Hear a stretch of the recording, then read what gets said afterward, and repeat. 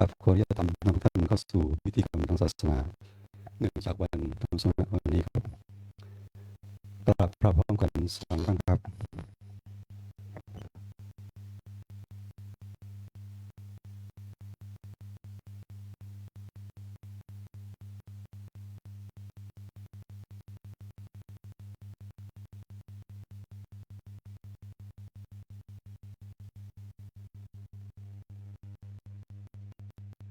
พุทธังอภิปูชยามะอิมินาสการเรนะธัมมังอภิปูชยามะอิมินาสการเรนะสังฆังอภิปูชยามะอะระหังสัมมาสัมพุทโธภควาทังภควันตังวาเอภควาคาโตภควาโมธัมมังนัสสามิสุปฏิปันโนภควโตสาวกสังโฆสังฆนามิมายามันเดวิสุวิโสรคันธายะอิสระเนนะสะปัญจริยานิยจามะทุติยัมปิมยังพันเตวิสุรคันธายะอิสระเนนะสะปัญจศีลานิยจามะตาติยัมปิมยังพันเตวิสุรคันธายะอิสระเนนะสะปัญจศีลานิยจามะนะโมตัสสะภะคะวะโตอะระหะโตสัมมาสัมพุทธัสสะนะโมตัสสะภะคะวะโตอะระหะโตสัมมาสัมพุทธัสสะนะโมตัสสะภะคะวะโตอะระหะโตสัมมาสัมพุทธัสสะนะโมตัสสะ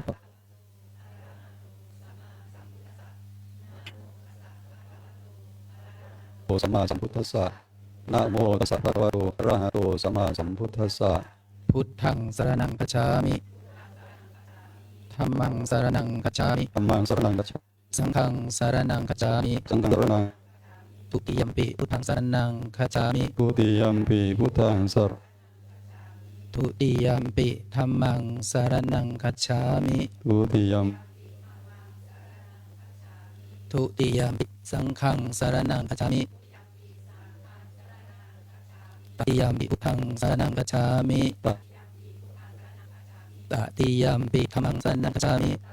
ธัมมังสรณังคัจฉามิตติยัมปิสังฆังสรณังคัจฉามิสังฆังสรณังคัจฉามิติสรณังนิทิตังปานาติปาตาเวระมณีสิกขาปะทังสมาธิยามิปานาติปาตาเวรมณีสิกขาปะทังสมาธิยามิอาทินนาทานาเวระมณีสิกขาปะทังสมาธิยามิอาทินนาทานาเวรมณีสิกขาปะทังสมาธิยามิกาเมสุมิชฌาจาราเวระมณีสิกขาปะทังสมาธิยามิกาเมสุมิชฌาจาราเวรมณีสิกขาปะทังสมาธิยามิมุสาวาทาเวระมณีสิกขาปะทังสมาธิยามิมุสาวาทาเวรมณีสิกขาปะทังสมาธิยามิสุราเมรยมัจจปมาทฐานาเวรมณีสิกขาปะทังสมาธิยามิสุราเมรยมัจจปมาทฐานาเวรมณีสิกขาปะทังสมาธิยามิอิมานิปัญจสิกขาปทานิสีเลนะสุติยันติสติเลนะโอกัสสัมปทาสีเลนะนิพุตติตัสมาสีลังวิโสเทพระมาจโลกาธิปิสังปฏิคัญชรีอันติปรังอายาจตาสันติทาปรตกะชันกาเตเสตุธัมมังอนุกัมมังปัจฉังปัฏนังกะโรมานะโมตัสสะภะคะวะโตอะระหะโตสัมมาสัมพุทธัสสะนะโมตัสสะภะคะวะโตอะระหะโตสัมมาสัมพุทธัสสะนะโมตัสสะภะคะวะโตอะระหะโตสัมมาสัมพุทธัสสะกัมมังสเตวิจติณโอกาสบัดนี้อาตมาได้แสดงพระธรรมเทศนาในธรรมิกถาว่าด้วยเรื่องเป็นเรื่องจำแนกกันเพื่อเป็นเครื่องประคับประคองฉลองศรัทธาพระญาณาบณีผู้สมบูรณ์ญาสีสถานโยมผู้มาปฏิบัติธรรมณวิหารลายคำวัดดำเปิงประพุทธารามแห่งนี้และขอโอกาสขอถวายความเคารพพระเดชพระคุณพระประธานธรรมาภิรัตน์พระวิปัสสนาจารย์เจ้าอาวาสวัดดำเปิงตะโพธารามและองค์พระเถรานุเถระสามเณรแม่ชีโยคีผู้ปฏิบัติทุกท่านแล้วก็เจริญพรไปยังการศึกษาที่อยู่ทางบ้านแล้วก็ได้รับชมกันถ่ายทอดสดผ่านโซเชียลมีเดีย Facebook ของวัดรำเบิงตะโพธารามก็ถือเป็นกิจกรรมประจำปีของวัดที่มีมาเป็นประจำเพื่อให้ศรัทธาญาติโยมได้ฟังตามการ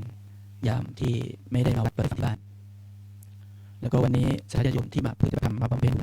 ตรงกับวันพระแรมค่ำเดือน3ตรงกับวันที่10กุมภาพันธ์พุทธศักราช2569บรรดาพุทธศาสนิกชนทั้งหลายที่มากันวันนี้ก็ถือว่าได้มาบำเพ็ญกุศลประจำตามบรรดาที่ท่านสาธุชนทั้งหลายก็คือมีความเลื่อมใสมีความศรัทธาในหลักธรรมคำสอนของพระพุทธศาสนาเป็นเหตุผลให้พวกเรานั้นได้เข้ามาปฏิบัติธรรมและถือว่าเป็นการพัฒนาจิตใจตนเองมุ่งสู่การพัฒนาเป็นดีทั้งตนเองและสังคมคำว่าความดีที่บรรดาพุทธบริษัททั้งหลายที่ทำไปแล้วขอให้ทุกท่านก็เรียกว่าเป็นบุญกิริยาวัตถุที่พระองค์ทรงไว้ทำให้เกิดเป็นบุญนะเป็นบุญก็บุญในที่นี่เราก็เข้าใจกันได้3ประการคือบุญทานเป็นบุญที่สำเร็จด้วยการบริจาคทานที่พระได้ทำมาเมื่อช่วงเช้าก็ถือว่าเป็นการถวายทานเป็นการสละสิ่งของที่ตัวเองทำได้ด้วยความบริสุทธิ์คือเป็นทรัพย์แล้วก็นำมาหล่อหลอม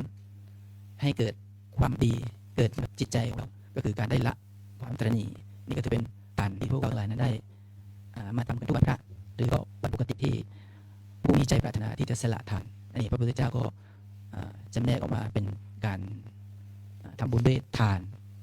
อันต่อมาก็คือของศีลก็คือบุญสำเร็จด้วยการศีลก็คือทำให้พวกเรานั้นเมื่อทำทานแล้วจิตใจก็มีความบริสุทธิ์มีความอยู่ในสังคมที่เข้าใจในการพูดจาเพราะการศีลก็คือความปกติให้จนนั้นเกิดความสงบทำความดีมาประดับจิตประดับใจของเราให้เกิดเป็นผู้มีความงามในเรื่องของศีลนะอีกประการหนึ่งก็เป็นการภาวนาก็คือบุญสำเร็จด้วยการเจริญจิตภาวนาที่วัดลำเปิงเราก็ทราบดีว่าคือการมาพัฒนาจิตใจคือการมาทำบุญด้วยการภาวนาดูตนเองให้เข้าใจในสภาวะที่เกิดขึ้นในสังคมปัจจุบันเพราะงั้นบุญทานบุญศีลบุญภาวนาก็ถือว่าทุกท่านได้ทำมาครบทั้ง3สักเท่าไหร่เพราะว่าบุญนั้นก็เป็นการกระทำด้วยจิตใจที่มุ่งพัฒนาให้เรานั้นเป็นคนดีในสังคมอาตมาขออนุญาตบางทีคนเราไม่ว่าได้ไหนหรือทำอะไรบางครั้งมันเกิดจากบุญเนี่ยถ้าเราทำบุญดีเหตุดีบุญก็จะส่งผลไปตามที่เราปรารถนาดีหรือว่าทำดีก็ได้ดีนะทำชั่วก็ได้ชั่วเพราะฉะนั้นเมื่อปีที่แล้วได้ไปฝรั่งเศสก็ได้เห็นศรัทธาญาติโยมได้นำพาไปทัศนศึกษาที่พระราชวังแวร์ซายน์แล้วก็พิพิธภัณฑ์ลูฟร์นี่ก็คือเป็นเรื่องของบุญนะโยมคือบุญที่เราได้ทำมาก็ได้ผลให้เรานั้นได้พบปะญาติโยมที่อยู่ต่างแดนเขาก็ปรารถนาที่จะพานั้นไปทัศนศึกษาแต่ญาติโยมดังนั้นก็ส่วนใหญ่เป็นคนลาวนะแล้วก็เป็นคนเวียดนามเป็นคนเขมรกัมพูชาก็ได้พาทัศนศึกษาได้ความรู้ในสิ่งที่เราไม่เคยเห็นก็ได้ถือว่าเป็นบุญเป็นกุศลมาจากญาติโยมเลยนี่คือบุญที่เราได้สะสมไว้ทีมก็ได้พบกัลยาณมิตรที่ดีแล้วก็ได้พบสิ่งดีๆที่เรามาคือความรู้กับตัวเราวันนี้อาตมาภาพได้ยกบาลีขึ้นแล้วก็ในที่บอกว่ากรรมังสเตวิปัสสติซึ่งแปลใจความว่ากรรมจำแนกสลายคำว่ากรรมในที่นี้คือบรรดาสัตว์ทุกประสาทนั้นองค์สมเด็จกล่าวถึงการกระทำคือการดีเรียกว่าเรื่องกุศลกรรมทำชั่วเรียกว่าอกุศลกรรมทำดีเป็นปัจจัยของความสุขคนใดก็ตามแต่ถ้ามีจิตใจมุ่งหวังทำแต่สิ่งที่ดีมันก็เกิดความสุขกับจิตใจของเราแต่ถ้าบุคคลใดที่คิดทำแต่ความชั่วเหตุของความชั่วนั่นก็คือทำให้เรานั้นเกิดความทุกข์ธรรมะจึงมีเหตุของตัวเองในสังคมบางครั้งก็เชื่อว่าการทำชั่วมีความสุขเนี่ยบางทีก็คิดไปว่าการชั่วคือการเอาเปรียบของคนอื่นเนี่ยเกิดความสุขอันนี้คือการเข้าใจในสังคมบางอย่างที่เกิดจากบางทีก็บอกว่าทำดีมีความทุกข์มันก็คือเป็นการคิดในสังคมที่เข้าใจผิดเพี้ยนไปจากหลักธรรมคำสั่งสอนของพระพุทธศาสนาเพราะงั้นพระพุทธเจ้าจึงจำแนกการกระทำของเราก็เรียกว่าเรื่องกรรมเพราะฉะนั้นกรรมพระพุทธองค์จำแนกไว้ให้พวกเราได้ว่าอยู่ก็มีอยู่หลายการในวันนี้อาตมาภาพจะยกเรื่องกรรมมาอยู่ประมาณสัก3กรรมแรกก็คือทิฏฐธรรมเวทยกรรมเป็นกรรมที่เกิดขึ้นในปัจจุบันเกิดขึ้นในชาตินี้เกิดขึ้นปัจจุบันนี้แต่ว่ากรรมที่ส่งผลให้เกิดในปัจจุบันเพราะกรรมที่เรามีความอย่างเช่นมีความเจ็บแค้นอู่แค้นมีความไม่ดีต่อกันเนี่ยแต่ว่ากรรมที่เกิดขึ้นในปัจจุบันแล้วก็รู้ว่ากรรมเราได้กระทำไปเจ้ากรรมนายเวรนั้นเป็นใครอันนี้เราสามารถเห็นได้กับกรรมที่เกิดกับปัจจุบันของเราและเมื่อเรารู้ ว่าใครทำไม่ดีกับเรา เราก็จะสามารถอโหสิกรรมต่อเขาคนนั้นได้ซึ่งกรรมตรงนี้มันก็จะไม่ส่งผลไปต่ออีกหน้าบางทีเราเห็นว่าการทำสามีจิกรรมหรือทำอะไรก็ตามเนี่ยเป็นการขอขมากรรมใดที่มันไม่ส่งผลให้เกิดกรรมนั้นก็เป็นการอโหสิกรรมต่อกันแต่กรรมนั้นมันจำแนกออกก็เลยว่ามีทั้งกรรมดีกรรมชั่วมีกรรมก็จะมีให้ผลภายใน7 วันและกรรมบางครั้งก็มีผลหลังจาก7 วันขึ้นไปนี่ก็เป็นเรื่องของกรรมที่พระองค์ทรงแสดงให้เห็นว่ากรรมที่เกิดขึ้นในปัจจุบันอีกการต่อมาเรียกว่าอุปัชฌวินิจกรรมกรรมที่ให้ผลในชาติกรรมเหล่านี้ก็ส่งผลมาจากพวกนี้ส่งผลไปหน้าเป็นกรรมที่เราอาจจะไม่มีโอกาสได้ออกมาละโทษต่อกันหรือเป็นการอโหสิกรรมกันเพราะกรรมที่ตามไปเป็นที่ทำให้ผลชาตินี้เราก็เกิดอโหสิกรรมต่อกันมันก็จะตามพบไปอีกพบหนึ่งอาจจะเป็นเนื่องจากว่าคู่เวรก็ว่าได้นะบางทีเราอาจจะพบเจอคนที่มีกรรมเราแต่เขามีบารมีสูงกว่าเรามียศถาบรรดาศักดิ์นะบางทีเราก็ไม่สามารถจะเข้าหาเขาได้กรรมนั้นก็ไม่สามารถที่จะให้เรานั้นได้พบเจอกับอโหสิกรรมต่อกันได้ในกรรมนี้เราไม่สามารถที่จะอโหสิกรรมตัวใดกรรมอีกหนึ่งเนี่ยเป็นเรื่องของกรรมที่จะต้องตามกันไปพบกันอีกเพราะฉะนั้นญาติโยมทั้งหลายกรรมการกระทำของเราไม่ว่าจะพบนี้หรือพบหน้าเราทั้งหลายพยายามจะสร้างเวรสร้างกรรมต่อกันกรรมมันส่งผลตามเราไปทุกภพทุกชาติแต่เคยมีเรื่องจริงโยมอันนี้ก็ขออนุญาตมาเล่าเป็นในธรรมทานเนาะสมัยก่อนในหมู่บ้านที่อาตมาอยู่มันเป็น30 กว่าปีเดียวก็มีชาวบ้านเป็นลูกชาวบ้านบ้างนี่แหละระบาดน้ำในนาอุดมสมบูรณ์เลยทั้งฝนทั้งข้าวหรือทุกอย่างอุดมสมบูรณ์หมดแต่คนคนนี้เขาหาเลี้ยงชีพด้วยกันเองหาปลาก็ไปตกเบ็ดตามทุ่งนาซึ่งปลาก็เยอะเนาะแต่ด้วย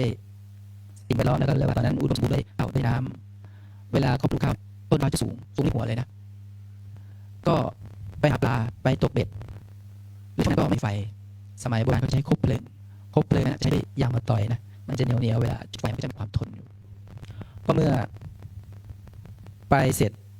เมื่อได้ปลาได้อะไรเขาก็เรียกภรรยาเขาเรียกมาเพื่อที่จะมาเอาปลาได้ว่าสถานที่มันสูงปิดบังกันด้วยต้นข้าวตุ้มหัวทางภรรยาก็หาไม่เจอได้ยินแต่เสียงทางสามีก็ตะโกนว่ามาเร็วคือการตะโกนก็ได้ยินเสียงภรรยาเดินไปจนยังไม่เจอเพราะมันสูงกว่าจะเจอก็ความโทสะของสามีก็เกิดเมื่อสามีรู้ว่าภรรยามาช้าความโทสะนั้นก็เกิดขึ้นเมื่อภรรยาถึงไฟที่เขาอยู่ก็เกิดโทสะก็เอาไฟจิ้มที่ลูกตาของภรรยา2 ข้างภรรยาเกิดความร้อนแล้วก็ทุรายก็มีความแค้นใจแบบเหมือนรู้สึกว่ามันจะปวดมันทรมานเมื่อภรรยาทนความเจ็บปวดไม่ได้ภรรยาก็เสียชีวิตมีเรื่องเล่าบอกว่าความเป็นผู้หญิงนั้นก็ได้ทราบเช่นเป็นกรรมที่มันส่งผลให้กับสามีเมื่อเรื่องราวผ่านไปหลายปีสามีก็ได้แฟนใหม่พอไปมีแฟนใหม่เขาก็มีครอบครัวมีลูกหลายคนนะแต่กรรมนั้นที่มันส่งผลไปเกิดกับลูกตอนแรกก็คิดว่าเป็นทุกคนแต่พอดูไปมากลายเป็นเฉพาะกับลูกหญิงซึ่งเกิดขึ้นก็หมายถึงว่าลูกผู้หญิงเกิดมาเนี่ยตาของเขาไม่บอดนะแต่เป็นลักษณะเหมือนว่าตาหยีแต่มองไม่เห็นแต่ว่าคล้ายๆกับว่าตาก็จะเปิดแค่เหมือนเอาคัตเตอร์กรีดเห็นแค่นั้นผู้หญิงมีประมาณ5 คนเป็นทุกคนเว้นผู้ชายนี่เป็นเรื่องที่เห็นกับตานะก็เลยเอามาเล่าให้ฟังว่าให้ทราบว่านี่คือกรรมเป็นเช่นนั้นไปสามีที่เขาเคยกระทำไว้พอถึงอายุไขมัน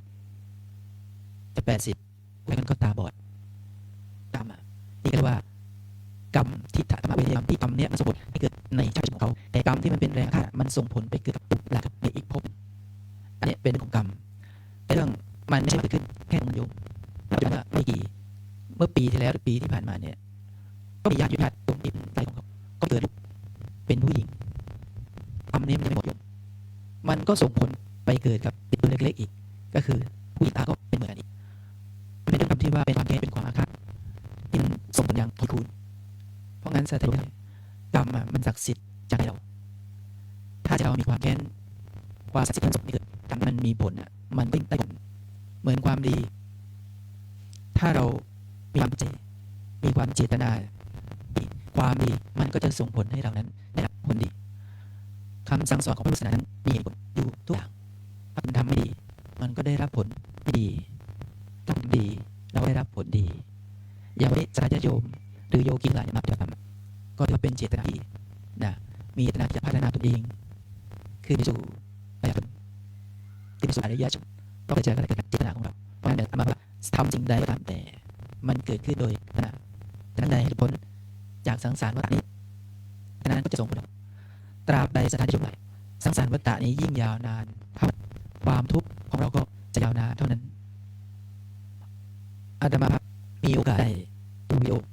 ช่วงที่พระเดชพระคุณหลวงปู่ทองได้ฉลองสมโภชพระไตรปิฎกซึ่งครั้งนั้นก็มีช้างกับเชือกม้า42 ตัวแล้วก็มีการบวชเนรครั้งนั้นก็พระรูป108 รูปคือหลวงปู่พระเดชพระคุณท่านพูดถึงว่าช้างเขาก็มีของเขาที่เกิดมาเป็นช้างหลวงปู่ก็พูดว่าการที่ช้างได้มาแห่คัมภีร์ธรรมนี้ก็จะส่งในช้างนั้นเกิดเป็นมนุษย์ในภพหน้าเพราะนี่คือกรรมของช้างที่ได้ทำความดีสิ่งเหล่านี้ไปส่งผลหน้าก็อาจจะให้ช้างได้ไปเกิดเป็นคนแล้วก็หลวงปู่ได้บอกว่าให้ช้าง9 เชือกเนี่ยได้ไปเป็นสาวกของพระพุทธเจ้าในภพหน้านี่ก็เราอยากจะมาได้ดูจากคลิปวิดีโอแล้วก็ได้มองเห็นความเจตนาดีของหลวงปู่ซึ่งหลวงปู่ท่านมีรักกับสัตว์ทั้งหลายไม่ว่าจะเป็นสัตว์ที่เป็นสัตว์ตัวไปเลยแม้กระทั่งจะเป็นคนตัวไปท่านก็มีเจตนาที่จะลูกหานั้นไปสู่พระนิพพานคนวันนี้มหาภาพก็ได้นำเอาเรื่องกรรมที่เกิดขึ้นในธรรมาได้เจอแล้วก็ได้อยู่ในเหตุการณ์ที่ว่าชาวบ้านปู่ย่าตายายได้เล่าให้ฟังก็เลยได้นำมาเป็นข้อคิดหลักธรรมที่ว่าเป็นธรรมทานให้กับสัตว์นั้นได้นำไปเป็นประพฤติแล้วก็เป็นข้อสึกเตือนใจจริงๆการอุปมาหลักธรรมคำสอนนี้มีมาตั้งแต่สมัยพระยุคพระเจ้าสอนสาวกก็ยึดเอาธรรมชาติบ้างยกเอาบุคคลบ้างเพราะการสอนในเชิงสังกัดประมาณนั้นสาวกได้ตามแต่อาจจะความคิดหรือความรู้อาจจะมองยากหรือมองไม่ออกพระองค์ก็ใช้วิธีการมายกบุคคลบ้างยกธรรมชาติบ้างสิ่งเหล่านั้นทำให้สาวกของพระองค์บรรลุธรรมกันหลายๆคนในวันนี้อาตมาภาพก็ได้วิดีโอธรรมะในเรื่องราวที่เกิดขึ้นก็ใกล้ตัวที่อาตมายังเห็นได้พบได้เจอแล้วเรื่องราวอย่างปู่ย่าตายายเราเอามาสอนเตือนใจเราได้รู้จักว่าการทำกรรมดีการสร้างกรรมชั่วมันมีจริงๆนะวันนี้อาตมาภาพก็จะไม่เทศยาวนะก็เป็นการให้ธรรมทานในเรื่องของธรรมตัวให้สถานอยู่นั้นได้นำไปประพฤติไปปฏิบัติเป็นข้อคิดคติอันใดอาตมาภาพก็เวลาควรจึงขอสมมติยุติลงไว้ในธรรมะวันนี้เทศนาดูซะในอวสานที่สุดแห่งธรรมเทศนารัตนญาณภาเวนะรัตนญาณอิสสาพระบุญส่วนแห่งคุณพระรัตนตรัยอันนี้พุทธพระสงฆ์ก็จงมาโดนบันดาลทำพรให้กับคณะสัทธาญาติโยมทั้งหลายผู้ทำดีเจตนาในสิ่งใดหวังก็ดีก็ขอเป็นพระสงฆ์โดยทำให้สัทธาญาติโยมนั้นจงพบแต่ความสุขความเดินกิจสิ่งใดปรารถนาสิ่งใดแล้วใช้ที่ชอบประกอบด้วยธรรมขอให้เป็นผลสำเร็จทุกประการใจพระธรรมเทศนาในตึกของกันก็สมควรแก่เวลาจึงขอสมมุติยุติลงคงไว้แต่เพียงเท่านี้เอวังก็มีด้วยประการฉะนี้อันยังสัตุกรังกโรมาเสสาธุสาธุสาธุเชิญท่านครับมาต่อไปนี้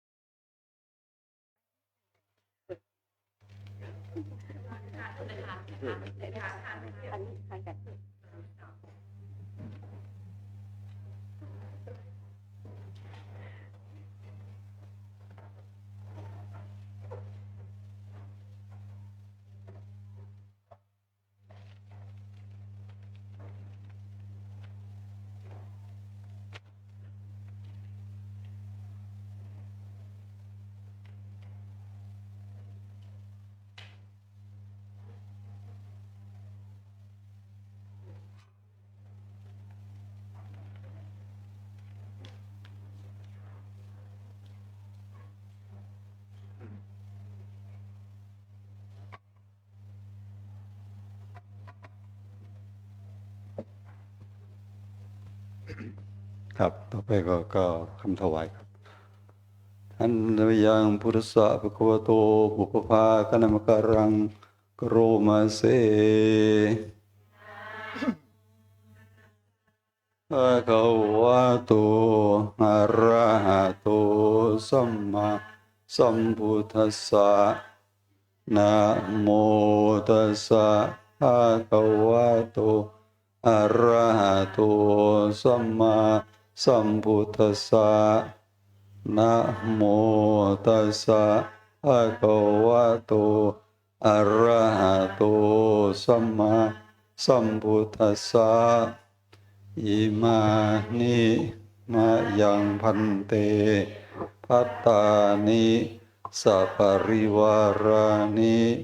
ภิกขุสังคัสสะโอโนชยามะสาธุโนพันเตภิกขุสังโฆอิมานิภัตตานิสัปริวารานิปฏิคันหาตุอัมหากังทีกรตังหิตายะสุขายะข้าแด่พระภิกษุสงฆ์ผู้เจริญข้าพเจ้าทั้งหลายขอน้อมถวายภัตตาหารกับทั้งบริวารทั้งหลายเหล่านี้แก่พระภิกษุสงฆ์ขอพระภิกษุสงฆ์จงรับภัตตาหารกับทั้งบริวารทั้งหลายเหล่านี้ของข้าพเจ้าทั้งหลายเพื่อประโยชน์และความสุขแก่ข้าพเจ้าทั้งหลายมีบิดามารดาเป็นต้นด้วยตลอดกาลนานเทอญสาธุญาติโยมเตรียมรับพรกันเนาะมีน้ำหยาดก็เตรียมน้ำหยาดกันยะถาวาริวหาปุราปริปุเรนติสาคะรังเอวเมวะอิโตทินังเปตานังอุปกัปปติอิชิตังปัจจิตังตุมหังคิปะเมวะสามิจตุสัพเพปุเรนตุสังกปาจันโทปนะระโสยะถามณิโชติระโส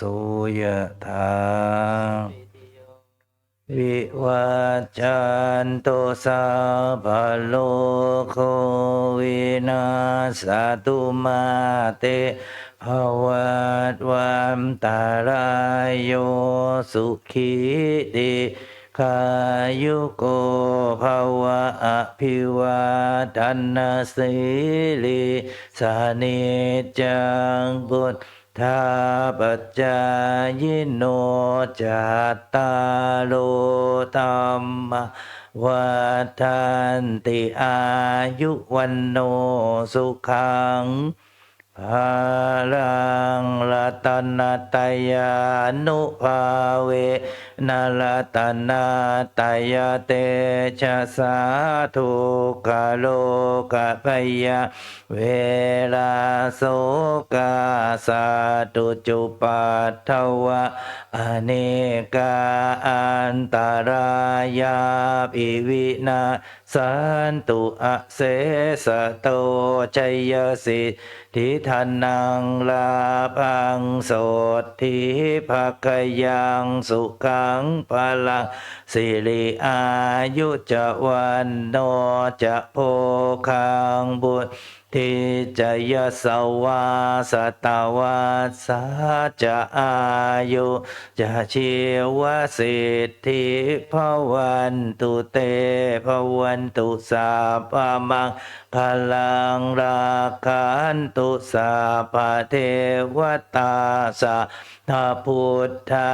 นุภาเวนัสสัทธาโสทิภวันตุเต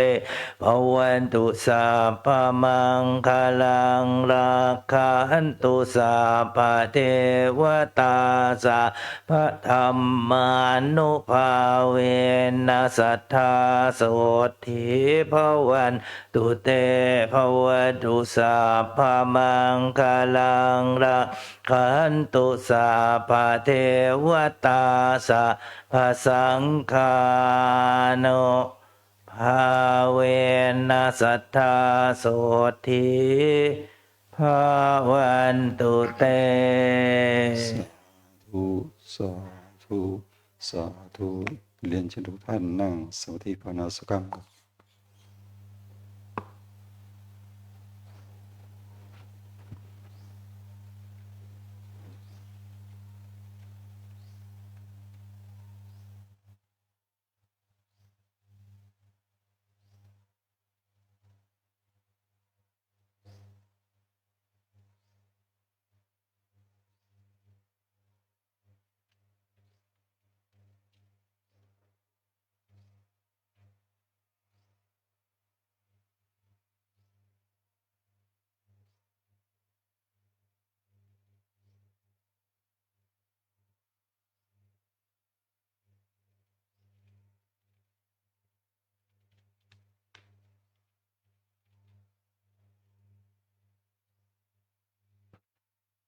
พอสมควรแก่เวลาครับ อิตังตานากัมมังนิพพานาปัจจยโยหุนตุโนนิจจังอิตังศีลกัมมังนิพพานาปัจจยโยหุนตุโนนิจจังอิตังภาวนากัมมังนิพพานาปัจจยโยโนนิจังยังกินจิกุสลังกตาพังกัมมังสัพเพหิอัมเหหิโนโมทันตุสุนันตุพนตุเยเทวาสมิงทาเนทิกายุกัสสะทาหุนตุสัพเพสัตตาสุขีอัตตานังปริหารันตุตาหุนตุทุกขปมุจจันตุสัพเพยตากาสุขิตาหุนตุทุกขาตุสัพเพยตากาสุขิตาหุนตุทุกขปมุจจันตุสัพเพวิสาสัพเพยัคขาเปตาสุขิตาหุนตุทุกขปมุจจันตุสัพเพนัคขตาตาหุนตุทุกขปมุจจันตุสัพเพเทวาสุขิตาหุนตุสัพเพจริยุปัชฌัยยาสุขิตาหุนตุทุกขปมุจจันตุปฏิโยสมิชันตุ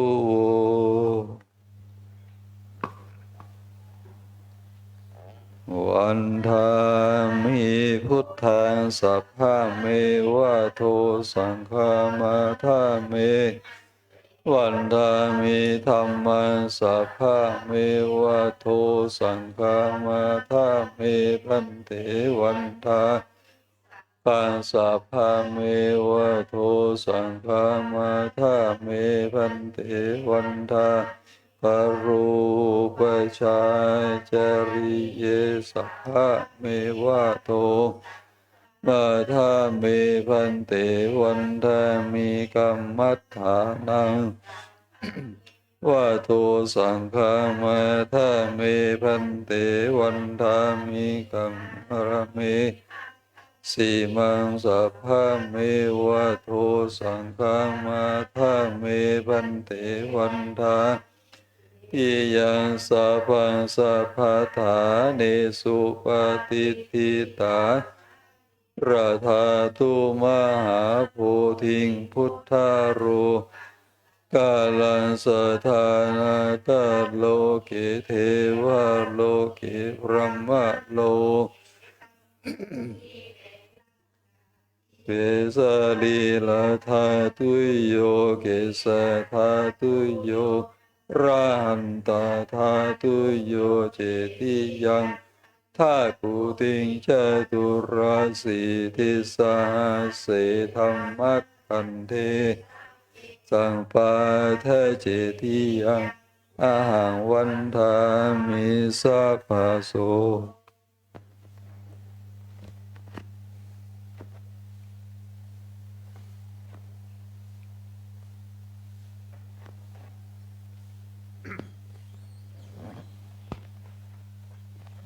สาธุวันทามิพันเตสัพพังอาปารทังกัมมะทะเมพันเตมยังปุญญังสามินาอนุโมทิตาพังสามินากตังปุญญังไมหังทาทัพพังสาธุสาธุอนุโมทามิสาธุจัตตารโอธรรมาวัฏันติอายุวันโนสุขังภะลังสาธุสาธุสาธุ อุปโลกใช่ไหมเห็นไหมนะโมตัสสะภะคะวะโตอะระหะโตสัมมาสัมพุทธัสสะนะโมตัสสะภะคะวะโตอะระหะโตสัมมาสัมพุทธัสสะนะโมตัสสะภะคะวะโตอะระหะโตสัมมาสัมพุทธัสสะยัคเคพันเตสังโฆชานาตุขอพระสงฆ์ทั้งปวงจงฟังคำของข้าพเจ้าบัดนี้ได้มีทายกทายิกาผู้มีจิตศรัทธาเลื่อมใสในพระพุทธศาสนาได้พร้อมจิตพร้อมใจน้อมนำมาซึ่งภัตตาหารขนมข้าวหวานพร้อมด้วยของที่เป็นบริวารทั้งหลายมาถวายเป็นสังฆทานแด่พระภิกษุสงฆ์อันว่าสังฆทานนี้ย่อมมีอานิสงส์อันยิ่งใหญ่สมเด็จพระพุทธองค์จะได้จำเพาะเจาะจงว่าเป็นของภิกษุรูปหนึ่งรูปใดก็หามิได้เพราะเป็นของที่ได้แก่สงฆ์ทั่วทั้งสังฆมณฑลสมเด็จพระพุทธองค์ตรัสว่าให้แจกกันตามบรรดาที่มาถึงฉะนั้นบัดนี้ข้าพเจ้าจะสมมุติตนเป็นผู้แจกของสงฆ์พระสงฆ์ทั้งปวงจะเห็นสมควรหรือไม่เห็นสมควรถ้าเห็นว่าไม่เป็นการสมควรแล้วไซขอจงได้ทักท้วงขึ้นในท่ามกลางระหว่างสงฆ์อย่าได้เกรงใจหากเห็นว่าเป็นการสมควรแล้วก็จงเป็นผู้ที่นิ่งอยู่บัดนี้พระสงฆ์ทั้งปวงนิ่งอยู่ข้าพเจ้าจะรู้ได้ว่าเป็นการสมควรแล้วจะได้ทำการแจกของสงฆ์ต่อไปณการบัดนี้อะยังปัทมภาโคมหาเถรสาปาปุนาติส่วนที่หนึ่งย่อมตกถึงแก่พระมหาเถระผู้ใหญ่ที่อยู่เหนือข้าพเจ้าอาวะเสสาภาคาอัมหากังปาปุนันติส่วนที่เหลือจากพระมหาเถระผู้ใหญ่แล้วย่อมตกถึงแก่ข้าพเจ้าทั้งหลายตามบรรดาที่มาถึงพร้อมกันทุกรูปไปจนถึงพระมชชิมะพระนวากะและภิกษุณีเหลือจากนั้นให้ตกถึงแก่น้องสัมมเนรเหลือจากสัมมเนรแล้วให้ตกถึงแก่แม่จีโยคีอุบาสกอุบาสิกาผู้ที่ถือศีล8ศีล5กันไปตามลำดับชั้นลงไปส่วนที่เหลือจากนั้นให้ตกถึงแก่ผู้ที่มีส่วนเกี่ยวข้องและช่วยงานในวัดกันทุกคนทุกท่านเศษอาหารที่ทานเหลือแล้วตกหล่นลงพื้นปฐพีแล้วบรรดาสรรพสัตว์ทั้งหลายนำไปกินกันเพื่อความอยู่รอดต่อไปโดยไม่เป็นโทษและไม่มีกรรมข้าพเจ้าแจกทานมาในครั้งนี้หากพระสงฆ์ทั้งปวงเห็นว่าถูกต้องตามพระวินัยแล้วก็จงให้ขันธสัญญาณสาธุการขึ้นพร้อมกันทุกรูปด้วยเทิน